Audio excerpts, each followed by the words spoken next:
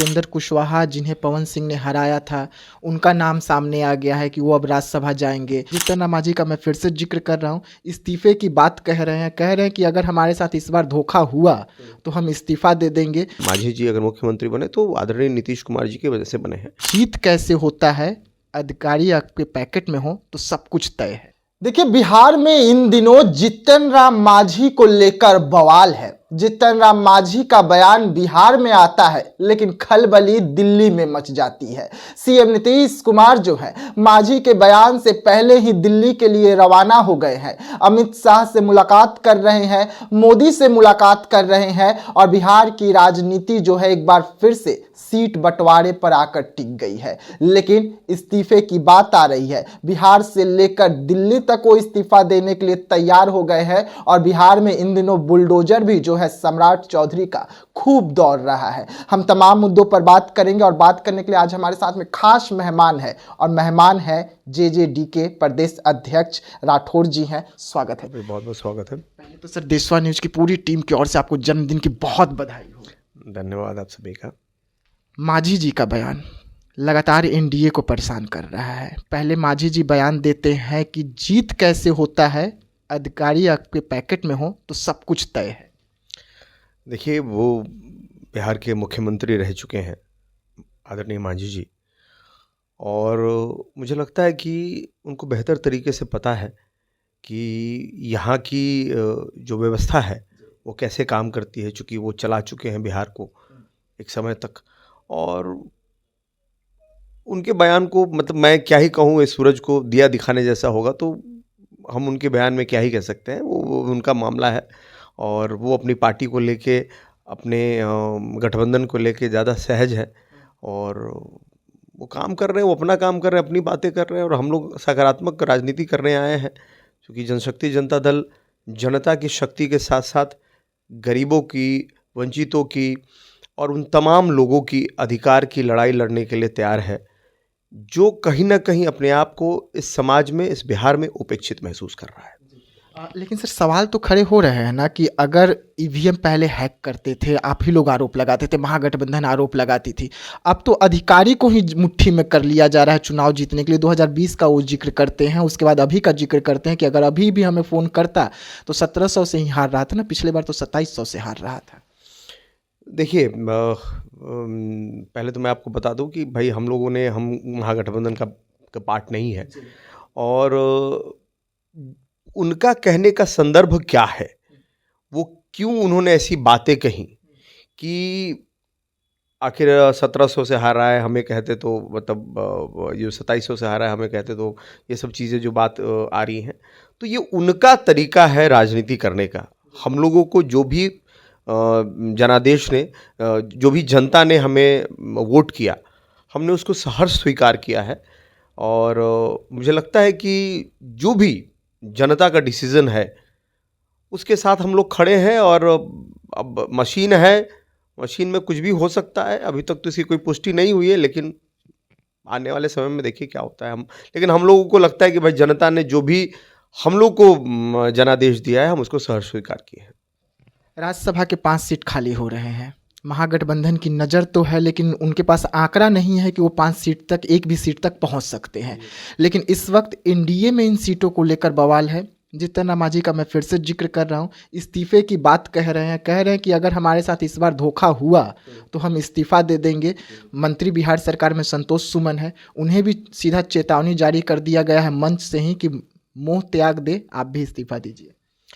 देखिए, संतोष सुमन जी और जीतन राम मांझी जी की जो बात है अभी राज्यसभा सीट को लेकर, जिस तरीके से आप बात कह रहे हैं, राज्यसभा सीट जहाँ तक मुझे लगता है कि 41 के आसपास अगर विधायक होते हैं तो शायद उस पर एक राज्यसभा मिलता है।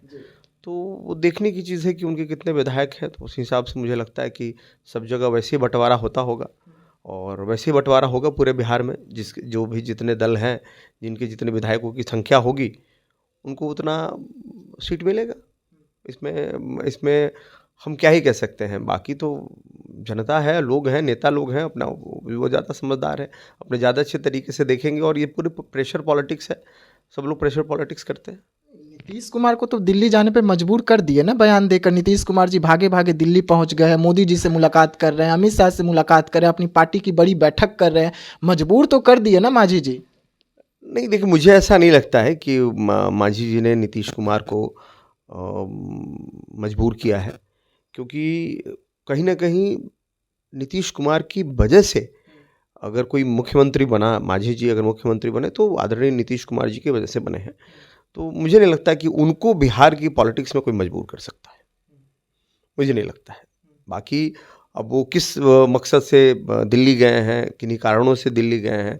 अब दिल्ली गए हैं तो जाहिर सी बात है देश के प्रधानमंत्री से मिलेंगे ही, देश के गृह मंत्री से मिलेंगे ही, तो वो तो एक औपचारिक मुलाकात होती है, वो तो करना है। अब मान लीजिए मुख्यमंत्री हैं हमारे बिहार के और वो दिल्ली गए हैं, तो इसमें कोई बहुत बड़ा न्यूज़ मुझे नहीं लगता है कि ये कोई बहुत बड़ी बात है और इससे बहुत बड़ा फर्क पड़ने वाला है। आपको क्या लग रहा है कि एनडीए में सब कुछ ठीक है? उपेंद्र कुशवाहा जिन्हें पवन सिंह ने हराया था, उनका नाम सामने आ गया है कि वो अब राज्यसभा जाएंगे, वो सांसद बनेंगे, राज्यसभा वाले सांसद कहलाएंगे, तो उपेंद्र कुशवाहा जी की नाराजगी तो और बढ़ेगी ना एनडीए में।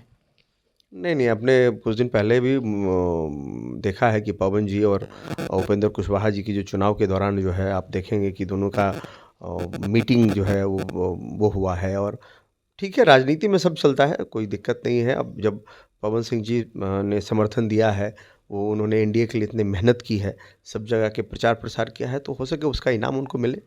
अभी तक तो कुछ फाइनल ऐसा है नहीं।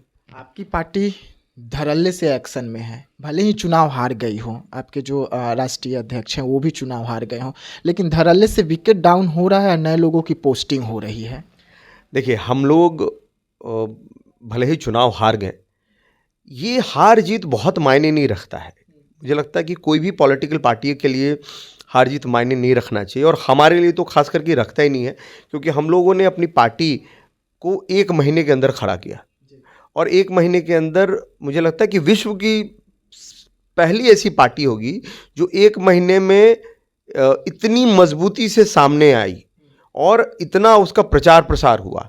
और अभी हमारी पार्टी की उम्र अगर आप देख लीजिएगा तो चुनाव से लेकर अब तक मुश्किल लगता है 3 से 4 महीना है, और 3 से 4 महीने में हमारी पार्टी ने जो स्थान प्राप्त किया है, बड़ी बड़ी पार्टियों को सालों लग गए वो स्थान प्राप्त करने में।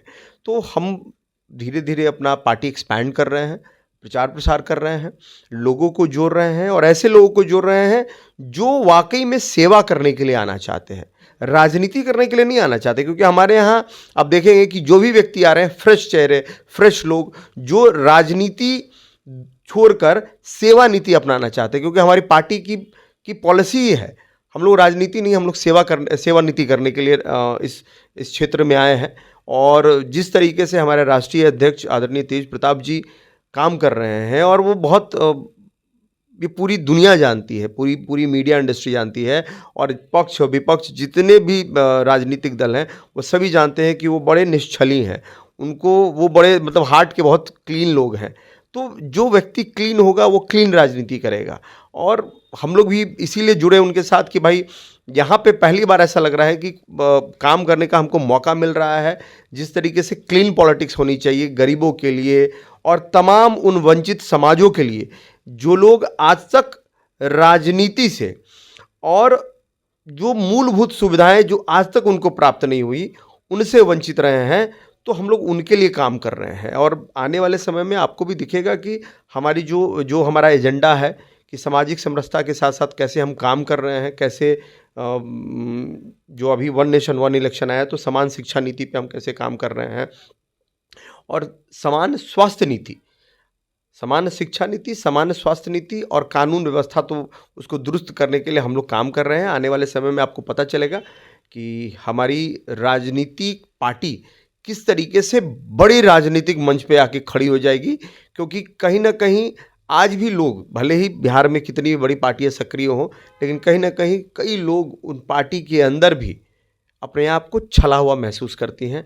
तो उन तमाम लोगों के लिए, क्योंकि हम भगवान हमारे जो राष्ट्रीय अध्यक्ष जी हैं वो भगवान कृष्ण को बड़े मानते हैं, तो हारे का सहारा हम लोग हैं।